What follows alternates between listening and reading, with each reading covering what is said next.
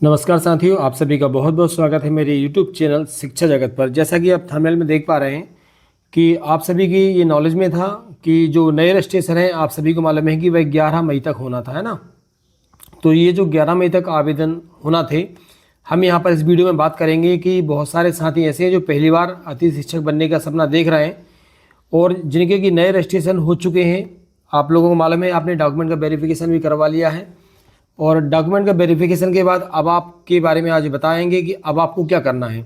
साथ में आप जानते हैं कि 12 मई से आपको ध्यान रखना है कि 12 मई से क्या हो रहा है कि जितने भी पूर्व से कार्यरत अतिथि शिक्षक हैं उनके डॉक्यूमेंट्स भी वेरीफाई होना है, अपलोड होना है पूरी जानकारी।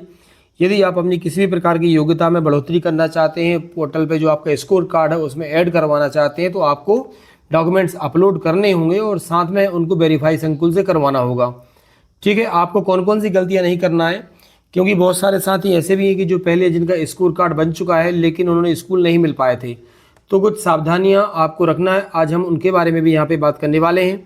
इसके पहले मैं आपको एक बात और बता दूं कि अतिथि शिक्षकों का जो 12 से 22 मई तक डॉक्यूमेंट वेरिफिकेशन होना है, तो उस संबंध में एक डेट में हल्का सा परिवर्तन हुआ है। अगला वीडियो में उसी पे लाऊंगा।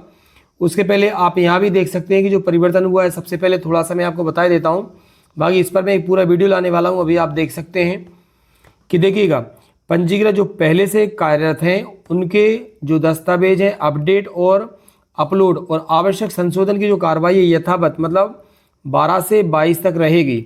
लेकिन अतिथि शिक्षक पोर्टल 2 पर उपलब्ध जो डेटा को 3 पर मर्ज करने की जो कार्रवाई प्रचलित है, अतः अनुभव में जो है पैनल की जानकारी या डबल आईडी मर्ज करने की जो रिक्वेस्ट है और सत्यापन की जो कार्रवाई है वह जो 12 तारीख से 22 मई तक होना था, इसके स्थान पर अब यह 22 से 28 तक जारी रहेगी।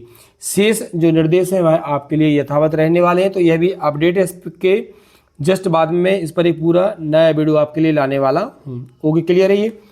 तो देखिए, आज हम जो स्पेशल यहाँ पे बात करने वाले साथियों कि आपको इस थंबनेल के अनुसार आप क्या क्या करना है और क्या नहीं करना है। तो सबसे पहले तो हम यहाँ पर बात कर लेते हैं कि जितने भी पूर्व से कार्यरत अतिथि शिक्षक हैं उन सभी को मालूम है कि आपका जो पोर्टल है एजुकेशन पोर्टल 3.0, उस पर आपको अपनी पूरी कार्रवाई अब यहाँ पे करना है और उसमें आपको कुछ गलतियाँ नहीं करना है। ठीक है ना। तो सबसे पहली बात तो आपको, चलिए मैं लिए चलता हूँ डायरेक्ट, यहाँ से हम गूगल पे चलेंगे और आपको पूरी स्टेप बाय स्टेप मैं ये बताने वाला हूँ कि आपको किस तरीके से अपनी पूरी प्रोसेस करना है, क्योंकि बहुत सारे शिक्षक साथी ऐसे हैं अभी बहुत सारी चीज़ें उनको क्लियर यहाँ पे नहीं है। तो सबसे पहले आपको मालूम है गूगल पर जाना है। गूगल पर जाने के बाद आपके लिए जो कौन सा पेज खुलेगा आपका, MP एजुकेशन पोर्टल। ठीक है, एक मिनट में आपको वहीं ले चलता हूँ। पोर्टल 3.0, आप जैसे ही इस इंटरफेस पर जाएंगे एजुकेशन पोर्टल 3.0 आपको यहाँ से, ठीक है, ओपन कर लेना है। अब देखिए, जब आप, सिंपल सी बात है, आप किसी ऑनलाइन शॉप पर जाएंगे या फिर क्या करेंगे आप लोग कि अपने खुद के लेवल पर मोबाइल से आप लोग जब भी डॉक्यूमेंट्स अपलोड करेंगे, तो देखिए मैं उनके बारे में बात कर रहा हूँ जिन्होंने पहले मान लीजिए स्कूलों में काम नहीं किया है। तो हो सकता है कि आपकी EKYC तो पहले हो चुकी है। अच्छा, एक बात और, आपके ID पासवर्ड जो है पुराने वाले ही रहेंगे, ये भी ध्यान रखें। बहुत सारे नए जो मेंबर हैं उनको जानकारी नहीं है, आपके जो ID और पासवर्ड पहले जनरेट हो चुके हैं आपके ID पासवर्ड वही रहेंगे। अब इस बार सबसे पहली चीज़ तो देखिए, पोर्टल में परिवर्तन होते रहते हैं। तो जब आपके लिए 12 मई से डेट ओपन हो चुकी है तो आप लेकिन थोड़ा सा वेट करिएगा। जो पूर्व से कार्य शिक्षक साथी हैं, अतिथि साथी हैं, वह आज का वेट कर लीजिए और देखिए पोर्टल किस तरीके से काम कर रहा है। आपको ये गलतियां नहीं करना। सबसे पहली बात, आप जैसे अतिथि शिक्षक पोर्टल वाले ऑप्शन पर जाएंगे तो हो सकता है कि आपसे वो EKYC मांगे या ना मांगे। आपको एक बात ध्यान रखना है, जब आप जैसे ही इसमें लॉगिन करेंगे तो आप अपना डेटा मैच कर लें। अगर आप EKYC करने जा रहे हैं, EKYC करते समय आपको ध्यान रखना है कि आपका डेटा जो है समग्र ID से मैच होना जरूरी है। अगर आपको लग रहा है कि आपके डॉक्यूमेंट्स में और समग्र ID में यदि कुछ भी थोड़ा सा परिवर्तन है तो आप अपने ग्राम पंचायत लेवल पर जाके उसको पहले ठीक करा लें। बाद में आप लोग क्या करेंगे, अपने डॉक्यूमेंट्स अपलोड करेंगे।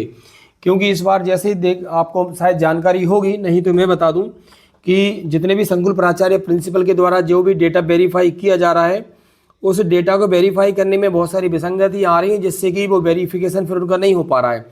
और वेरिफिकेशन नहीं होगा तो आपका स्कोर कार्ड जनरेट नहीं होगा। स्कोर कार्ड जनरेट नहीं होगा तो फिर आप गेस्ट टीचर बनने की दौड़ से पूरी तरीके से बाहर हो जाएंगे। तो आपको इस प्रकार की गलतियां बिल्कुल भी नहीं करना है, अदरवाइज आप पूरी प्रक्रिया से बाहर हो जाएंगे। तो थोड़ा सा आप आज वेट करिएगा, पोर्टल किस तरीके से यहाँ पे फ्लो कर रहा है आपको वो देखना है।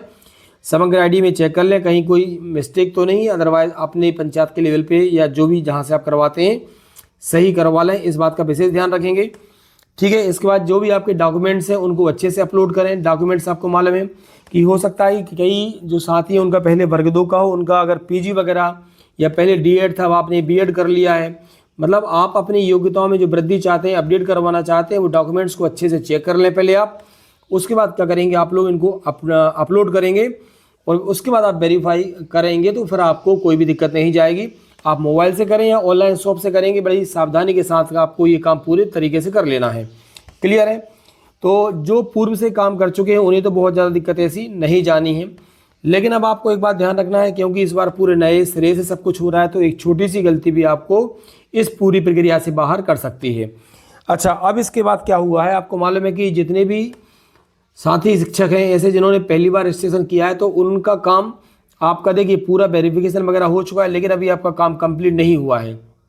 अभी देखिए 22 से 28 अब नई डेट आ चुकी है। इसके बाद में क्या होगा कि पोर्टल पर आपकी रिक्तियाँ उपलब्ध हो जाएंगी। तो एजुकेशन पहले ये काम अलग होता था, अब आपने देखा ये पूरा काम कहाँ हो रहा है, एजुकेशन पोर्टल 3.0 पर हो रहा है। 3.0 पर आपका जैसे ही काम होता है तो वहाँ पे अतिरिक्त शिक्षक पोर्टल पर आपको जाना है। जैसे आप जाएंगे तो आपको यहाँ से ये एक पॉपअप मिलेगा जिसपे कि आपको बहुत सारी जानकारियाँ दी गई, ये पहले मैं आपको बता चुका हूँ। ठीक है ना।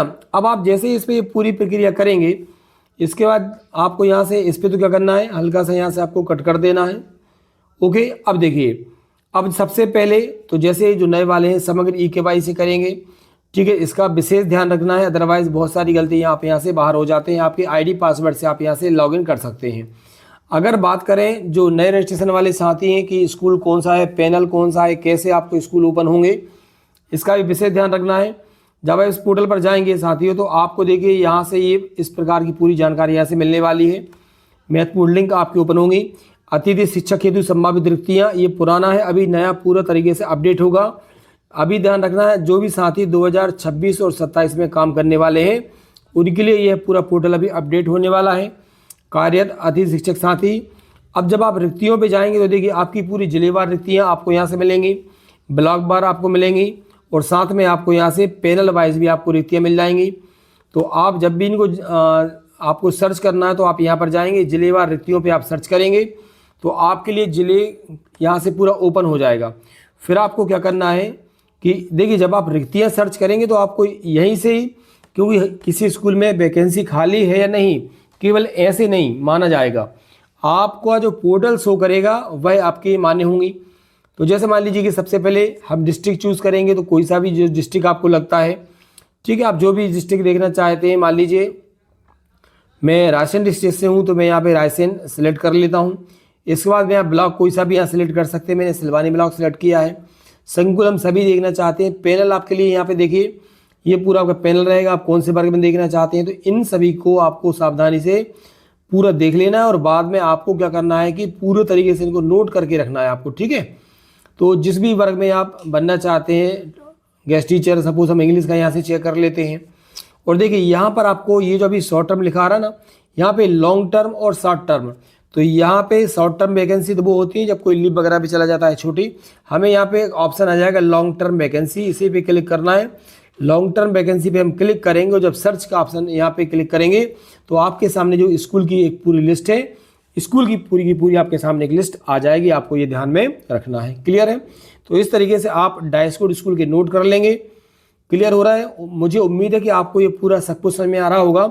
इसके लिए डेट अभी पोर्टल पर उपलब्ध नहीं है, DPI का आदेश आएगा कि आपकी चॉइस फिलिंग कब करवाई जाएगी, मैं उस पर भी पूरा वीडियो बना दूंगा।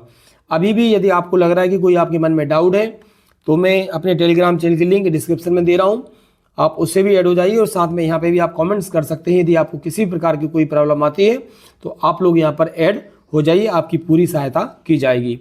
एक सभी साथियों से रिक्वेस्ट भी है कि जो साथी नए हैं वह चैनल को सब्सक्राइब जरूर करें और वीडियो अच्छा लगा हो, जानकारी अच्छी लगी हो तो अपने साथियों तक आप लोग इस वीडियो को शेयर जरूर करें। ठीक है, धन्यवाद आप सभी का। और भी कोई जानकारी चाहिए हो तो आप लोग मुझे कमेंट्स कर सकते हैं। Thank you so much.